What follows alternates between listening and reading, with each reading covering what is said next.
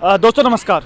दोस्तों हमारे साथ कमला देवी है और ये खबर आप सभी को देखनी चाहिए कि किस प्रकार से एक जब 4th क्लास कर्मचारी एक सही से काम करता है, पूरी ईमानदारी से काम करता है और जब ये बताता है कि जो उसके नकारा अधिकारी हैं वो समय पे ऑफिस नहीं आते। ऑफिस में अगर 4th क्लास कर्मचारी अगर ये ना बैठे तो शायद वहाँ पर तालाबंदी वहाँ पर लग जाए। केवल ये बताने की सज़ा इनको ये मिली है कि जो मेरे हाथ में आप ये नोटिस देख रहे होंगे, इन्हें तत्कालीन प्रभाव से हटा दिया गया है। 4th क्लास कर्मचारी हैं, 4th क्लास कर्मचारी जिसे हम कहते हैं। एक लोकार्पण पे वीडियो चला था, गोपेश्वर श्रम विभाग में कार्यरत हैं, जिसमें इन्होंने बाइट दी थी कि केवल वो ये ही उस ऑफिस में बैठी रहती हैं, सारा काम यही देखती है। और जब अधिकारियों के बारे में पूछा गया तो उन्होंने साफ साफ बता दिया कि अधिकारी यहाँ पर नहीं आते। इन पर बहुत दबाव बनाया गया कि आपने हमारे खिलाफ किस प्रकार से बोल दिया। बोलेंगी भी, उत्तराखंड की महिला है, फौजी बैकग्राउंड से भी आती है और साफ साफ बता दिया जो था, केवल काम यही करती थी वहाँ पर। बताई मैंने जो मेरे को पत्रकार उन्होंने पूछा, रिपोर्टिंग वालों ने, कि तुम्हारे ऑफिस में कितने कर्मचारी हैं, तो मैंने कहा सर अभी तो मैं ही हूँ और मैं बीमार भी हूँ और मेरा वेतन भी नहीं आया और वैसे वेतन भी नहीं आ रहा, बीमार भी हूँ, दवाई भी खाऊँ तो कहाँ से खाऊँ। 4 अप्रैल से अगस्त हो गया था, तब तक मेरा वेतन भी नहीं आया था और बीमार भी हो रही थी मैं, मई जून में बहुत बीमार थी मैं। तो मैं वैसे को ऑफिस में बैठी, मैं छुट्टी भी मांगती, एप्लीकेशन भी लिख के देती, तो किसको देती ना, वहाँ पे तो कोई बापू था ना कोई साहब था।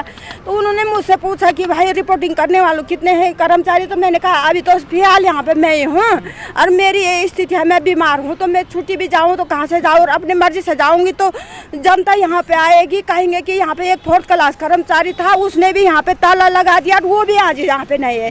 तब भी तो मेरे पे आँच आनी थी कि जब मैं वहाँ पे ताला लगा के दवाई लेने जाती तभी तो मेरे पास। अधिकारी का क्या नाम था उसका? उनका नाम धर्मराज। हाँ, धर्मराज। जब ये लोकार्पण ने ये वीडियो आपकी करी तो उसके बाद अधिकारी ने आपको फोन किया या बात करी आपसे कि भाई आपने मेरे बारे में ऐसा क्यों बोल दिया? हाँ, और कभी मैंने छुट्टी भी नहीं ली। छुट्टी के नाम पे तो मेरे को भगवान ही जानता कि मैं वहाँ पे मर रो बचूं, पर मेरे को कोई छुट्टी देने के लिए कोई वो तैयारी नहीं था। मैंने किसी स्थिति में वहाँ पे अपना वो निकाला कि चलो यार मेरी तनख्वाह जाए, मैं बैठी रहूँगी, जब भी मैं बैठी रहूँगी आ ही जाएगी।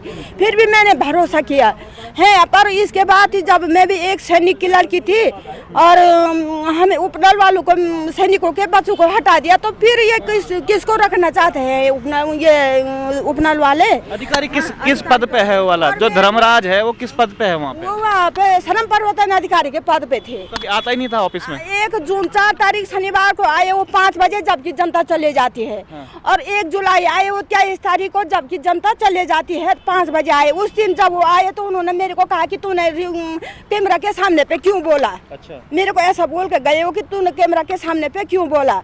तो मैंने कहा सर जब ऑफिस में आ गए थे, मेरे से पूछ रहे थे समस्या की कितने कर्मचारी है क्या है, तो मैं कैसे छुपा सकती? रिपोर्टर तो रोज ही घूम रहे हैं, मैं उनके सामने झूठ भी नहीं बोल सकती हूँ। वो तो रोज ही आ रहे हैं ऑफिस में, देख रहे हैं कि कौन कर्मचारी है कौन नहीं है। उन्हें तो मैं झूठ भी नहीं बता सकती कि हाँ वो तो फिर जाते उस कमरे में, वहाँ देखते कि यहाँ है कि नहीं है। तो देखा आपने क्या कुछ हो रहा है, जरा इसको समझने की भी कोशिश कीजिएगा। जब लोकार्पण जो चैनल है उसने ये वीडियो चलाई है तो वहाँ पर केवल यही मौजूद थी, क्योंकि जो अधिकारी हैं धर्मेंद्र जिनका नाम है वो आते नहीं थे कभी भी। जब रिपोर्टर ने इनसे पूछा कि भाई आप खाली यहाँ पर हैं, 4th क्लास कर्मचारी हैं, केवल आप ही सारा काम देखते, तो उन्होंने कहा हाँ अधिकारी कभी आते नहीं। और जब अधिकारी आए, जब उन्होंने वीडियो देखी तो इनसे पूछा कि आपने ऐसा झूठ क्यों बोला? और झूठ इन्होंने नहीं बल्कि इन्होंने सच बोला था, और सच बोलने की सजा उनको ये मिली कि आज ये नोटिस आप देख रहे होंगे जो मेरे हाथ में। उनको लेटर लिख के दिया था, डीएम साहब ने भी तो 2 बार उनको सूचित किया था कि आप ऑफिस में नहीं है, जनता मेरे पास आ रही है कि वहाँ पे साहब नहीं है। मेरे पास तो उन्होंने गुस्सा निकाला, और जो जनता वहाँ डीएम के पास गई वहाँ पे उन्होंने शिकायत की कि यहाँ पे साहब नहीं है। साहब डीएम ने वहाँ पे लेटर लिख के दिया कि भाई यहाँ पे साहब नहीं है, 2 बार उनको सूचित किया। उनका गुस्सा भी उन्होंने मेरे पे निकाला कि मेरे को तो बोला कि तूने रिपोर्टिंग वालों के पास गया। जो जनता वहाँ गई, डीएम ने उनको 2 बार सूचित किया, तो उनका गुस्सा भी मेरे पास निकाला। बिल्कुल। और जो अपना काम ईमानदारी से करते हैं, आप खुद देखिएगा। ये खबर दिखाने का उद्देश्य यही था कि आप ये देखिएगा 4th क्लास कर्मचारी हैं, हमने कई बार देखा कि किस प्रकार से उनके साथ दुर्व्यवहार किया जाता है।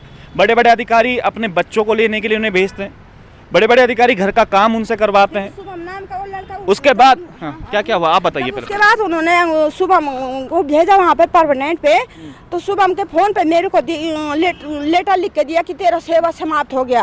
और शुभम ने मेरे को ऐसे अभद्र से बोला कि तेरा सेवा समाप्त हो गई, अपना चश्मा भी पकड़, यहाँ से चल, यहाँ से बाहर।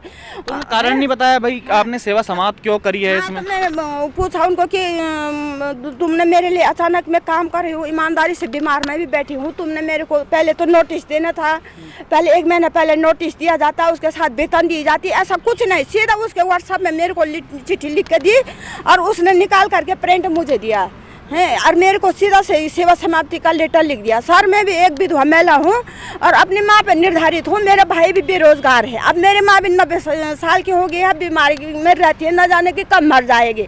मेरा भाई तो अपने ही बच्चों को नहीं पाल पाएगा, तो मेरा भरण पोषण वो भी कहाँ से करेगा। मैं भी विधवा महिला हूँ एक, और मेरा पापा भी भूतपूर्व सैनिक थे जिनका मृत्यु विशाखापट्टनम वहाँ हुआ था। हमें तो उनकी डेड बॉडी तक नहीं मिली, 8 लोगों की डेड बॉडी हो रही है, उनके घर पे जा रही है, हमें तो वो भी नहीं दिखाया सरकार ने कि ये तुम्हारी डेड बॉडी है। मेरे पिताजी ऑन ड्यूटी एक्सपायर हुए वहाँ विशाखापट्टनम में।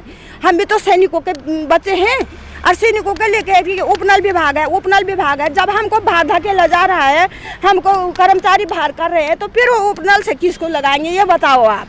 वाकई में हम भी सवाल पूछेंगे, जो श्रम आयुक्त हैं उनसे भी सवाल पूछेंगे, जो श्रम मंत्री है उनसे भी सवाल पूछेंगे कि भाई हो क्या रहा है उत्तराखंड में। एक महिला जो सच बोलती है अपने अधिकारी के खिलाफ कि वो ऑफिस में नहीं आते हैं, उसको सच बोलने की सज़ा ये दी जाती है कि उसको बाहर कर दिया जाता है। जो महिला अपना काम पूरा ईमानदारी से करती है कि ताकि ऑफिस में ताला ना लगे, ताकि जो लोग अपना रजिस्ट्रेशन करवाना है कम से कम वो रजिस्ट्रेशन तो करवा पाए। वैसे भी हम श्रम विभाग की काली करतूतों को जानते हैं, किस प्रकार से कितने बड़े बड़े घोटाले श्रम विभाग में हुए, और जो वाकई में ईमानदारी से काम करना चाहते हैं उनके साथ आप ये देखिएगा, ये नोटिस सर्व कर दिया जाता है कि आपने अधिकारियों की पोल क्यों खोल दी।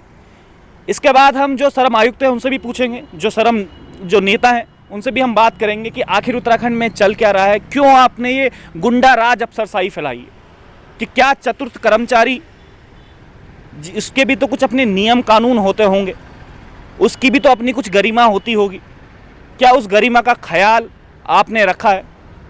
तो हम लोग भी मैंने सर वहाँ पे इतने परेशानी में मैं बीमार में भी रही कि भाई चलो एक रोटी खा रही हूँ, मैं तो बीमार रहूँगी तो इसी ऑफिस के अंदर मर जाऊँगी तो कोई बात, तो अभी मैं ऑफिस बंद नहीं करूँगी, लोकल के दिन में ऑफिस बंद करके चले जाऊँगी। सर तभी तो मुसीबत मेरे पे आनी थी कि एक मतलब 4th क्लास कर्मचारी वहाँ पे ताला खोल रहा था, आज उसने भी दरवाजा बंद कर दिया, तब भी तो मेरे पे आती वो चपेट। आप टेंशन न लीजिए, जितने भी उपनल कर्मचारी हैं, जितने भी उपनल कर्मचारी भाई हैं, जितने भी हमारे उत्तराखंड के हैं, सब को जो कमला देवी है उसके साथ आना पड़ेगा न्याय के लिए, क्योंकि ये अच्छा नहीं हो रहा है। आज कमला देवी के साथ ये हुआ है, कल के दिन किसी और के साथ भी हो सकता है। जो अफसर है वो हमेशा ऐसे ही मौज काटते रहते हैं, मन मर्जी करते रहते हैं। तो आज के लिए इतना ही। आप देख रहे थे आपका अपना प्रवचन डिजिटल।